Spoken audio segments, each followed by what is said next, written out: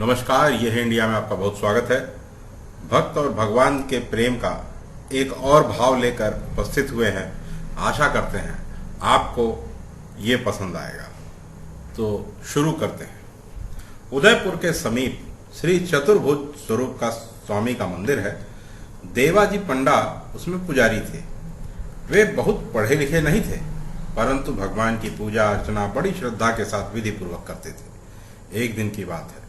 उदयपुर नरेश एक पहर बीतने के बाद मंदिर में आए। शयन की आरती का वक्त हो चुका था, वो बीत चुकी थी। भगवान को शयन कराकर देवाजी भगवान के गले का पुष्पहार उतारकर अपने सिर पर रख लिया और अंतर्गृह के पट बंद करके वे मंदिर से बाहर आ रहे थे। उसी समय महाराणा वहां पहुंचे। दरवाजे पर अकस्मात महाराणा को देखकर देवाजी घबराकर मंदिर में घुस गए और उन्हें पहनाने के लिए भगवान की माला ढूंढने लगे। उस दिन दूसरी माला नहीं थी, अतः महाराणा नाराज न हो इसलिए देवाजी ने मस्तक पर जो धारण किया हुआ पुष्पहार था वो उतार लिया और बाहर निकलकर महाराणा के गले में पहना दिया। सोचने विचारने के लिए तो समय ही नहीं था। देवाजी के सिर के सारे बाल सफेद हो गए थे और बाल थे लंबे लंबे। दो एक सफेद केस माला में लगे महाराणा के गले में आ गए। राणा ने बालों को देखकर व्यंग से कहा, पुजारी जी, मालूम होता है भगवान के सारे केस सफेद हो गए हैं। देवाजी को इसका उत्तर देने के लिए कुछ और भी नहीं सूझा। उन्होंने जल्दी जल्दी से डरते हुए कहा, हाँ सरकार, ठाकुर जी के सारे बाल सफेद हो गए हैं। राणा पुजारी के इस उत्तर पर उन्हें हंसी आ गई। साथ ही में पुजारी के प्रति उनके मन में रोष भी आया। उन्होंने गंभीर होकर कहा, मैं कल सवेरे स्वयं आकर देखूंगा। ये कहकर वे लौट गए। देवाजी उतावली में राणा जी से तो कह दिए थे, अब उनको बड़ी चिंता हो गई। प्रातः काल राणा आएंगे और भगवान के सफेद बाल न पाकर जाने क्या करेंगे। देवाजी की आंखों से नीर उड़ गई थी। खाया तो कुछ था नहीं, आंखों से आंसुओं की धारा बह निकली। देवाजी ने कहा, मेरे स्वामी, मेरे मुंह से सहसा ऐसी बात निकल गई, तुम तो नित्य नव किशोर हो, तुम्हारे सफेद केस कैसे? पर सवेरे राणा आकर जब तुम्हारे काले बाल देखेंगे तब तुम्हारे इस सेवक की क्या स्थिति होगी। यो कहकर देवाजी पपक पकपक कर रो पड़े। इसी प्रकार भगवान को पुकारते और रोते कलपते रात बीती।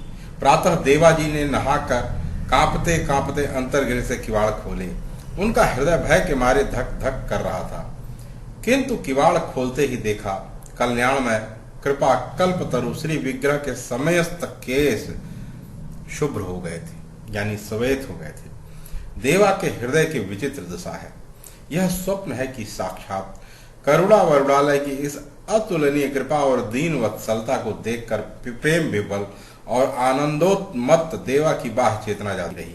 वे बेसुध होकर जमीन पर गिर पड़े। बहुत देर बाद देवा की समाधि टूटी। उनके दोनों नेत्रों से आनंद और प्रेम की शीतल आंसुओं की वर्षा हो रही थी। इसी समय महाराणा परीक्षा के लिए पधारे। देवाजी को विकलता से रोते देखकर उन्होंने समझा कि रात्रि मुझसे कह तो दिया था, पर अब भय के मारे रो रहा है। इतने में ही उनकी दृष्टि भगवान के श्री विग्रह की ओर गई। देखते ही राणा आश्चर्य के सागर में डूब गए। श्याम सुंदर के समस्त केस सफेद चांदी से चमक रहे थे। महाराणा को विश्वास नहीं हुआ। उन्होंने समझा पुजारी ने अपनी बात रखने के लिए कहीं से सफेद बाल लाकर चिपका दिए हैं। राणा मन की परीक्षा करने के आई और उन्होंने हाथ से चट से सफेद बाल भगवान के सिर का एक बाल बलपूर्वक उखाड़ा। राणा ने देखा बाल उखाड़ते समय श्री विग्रह को मानो दर्द हुआ और उनकी नाक पर सिकुड़न आ गई। इतना ही नहीं, बाल उखड़ते ही सिर से रक्त की बूंद निकली और वह राणा के अंगरखे पर आ पड़ी। राणा यह देखते ही मूर्छित होकर जमीन पर गिर पड़े। पूरा एक पहर बीतने के बाद राणा को जब होश आया तो उन्होंने देवाजी के चरण पकड़कर कहा, प्रभु, मैं अत्यंत मूढ़, अविश्वासी और नीच बुद्धि हूँ। मैंने बड़ा अपराध किया है। भक्त तो क्षमाशील होते हैं, ऐसा मैंने सुना है। आप मेरा अपराध क्षमा कीजिए, मेरी रक्षा कीजिए। यूं कहते कहते महाराणा अपने आंसुओं से देवाजी के चरण धोने लगे। देवाजी ने महाराणा को हृदय से लगा लिया और गदगद वाणी से कहा, यह सब मेरे प्रभु की महिमा है। मैं अशिक्षित गंवार केवल पट की गुलामी में लगा था। भगवान की पूजा का तो नाम था, पर मेरे नाथ कितने दयालु हैं।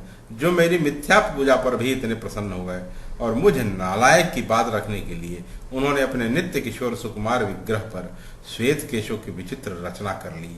मैं अब क्या क्षमा करूं, मैं तो स्वयं अपराधी हूं राजन। मैंने तो झूठ बोलकर आपको तथा भगवान का भी अपराध किया, पर वे ऐसे दीन वत्सल हैं कि अपराधी के अपराध पर ध्यान न देकर उसकी दीनता पर ही जीत जाते हैं। राणा तथा देवा दोनों ही भगवान की कृपालुता का स्मरण करते हुए रो पड़े। श्री चतुर्भुज जी ने राणा को आज्ञा दी कि तुम्हारे लिए यही दंड है कि जो भी राजगद्दी पर बैठे वह दर्शनों के लिए मेरी मंदिर में न आए। इस आज्ञा के अनुसार उनकी आन को मानकर जो भी राजा उदयपुर की गद्दी पर बैठते हैं वे दर्शन करने मंदिर में नहीं आते हैं। तो ये थी देवा पंडा की कथा। किस प्रकार एक भक्त और भगवान के बीच का संबंध स्थापित हो जाता है, इस कथा से आपको अंदाजा तो लग ही गया होगा। तो ऐसे ही और भक्त और भगवान के बीच के संबंध को लेकर हम आपके बीच में उपस्थित होते रहेंगे। तब तक के लिए आज्ञा दें। धन्यवाद।